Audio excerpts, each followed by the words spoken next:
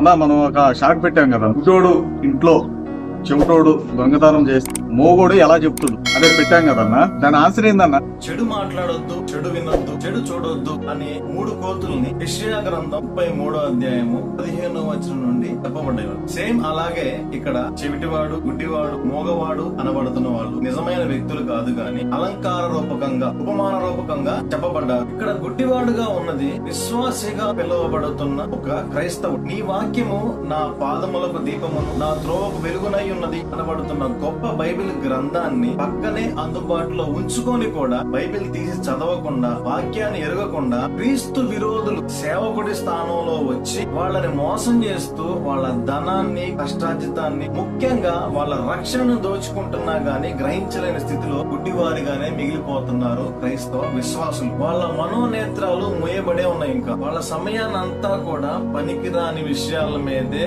కేటాయించుకుంటున్నారు గాని వాక్యం మాత్రం తీసి చదవరు. సెల్ఫ్ లో అలాగే ఉంచుతారు కానీ బైబిల్ వాక్యాన్ని చదవరు. ఆ చెవిటివాడు సేవకుడి స్థానంలో ఉన్న క్రీస్తు విరోధి, అబద్ధ ప్రవక్త. పాస్టర్ గారు చెప్తున్నాడు కదా, మేము వింటున్నాం కదా, నేను మాకు చెప్తున్నాడు లేదు అనుకుంటున్నారే గాని ఆ బోధ సరి అయిన రీతిలో వెళ్తుందా లేదా, పరలోకం నడిపించే బోధ కాదా అని గ్రహించట్లేదు. కళ్ళ ముందు ఇంత అఘాయిత్యం జరుగుతున్నా గాని తనకేమీ పట్టనట్టుగా చూస్తూ ఊరుకుంటున్నది ఎవరంటే ఆ మోగవాడు ఎవరయ్యా అంటే సత్యవాక్యం ఎరిగిన ఒక విశ్వాసం. ఈ సత్యవాక్యం ఎరిగిన విశ్వాసులు ఎవరెటు పోతే నాకేంటిలే, నేను రక్షణ పొందుకున్నాను కదా, నా భక్తి ఏంటో నేను చూసుకొని ఆ పరలోకం నా మటుకు నేను నా కుటుంబం పోతే సరిపోద్ది అనుకుంటున్నారే గాని అగ్నిలో నుండి లాగినట్టు కొంతమందిని లాగాలి అనే భారం లేకుండా పోయింది. అందరూ తమ తమ సొంత కార్యాలే చూసుకుంటున్నారు గాని యేసుక్రీస్తు కార్యాలు ఎవరూ చూడట్లేదు అని పౌలు గారు చాలా బాధపడుతున్నారు. సత్యవాక్యం ఎరిగిన విశ్వాసులారా దయచేసి వాక్యం తెలియని వారికి నోరు విప్పి మాట్లాడి చెప్పండి. సత్యాన్ని వాళ్ళు గ్రహించేలాగా దయచేసి చెప్పడానికి ప్రయత్నం చేయండి. చీకటిలో ఉన్న వారిని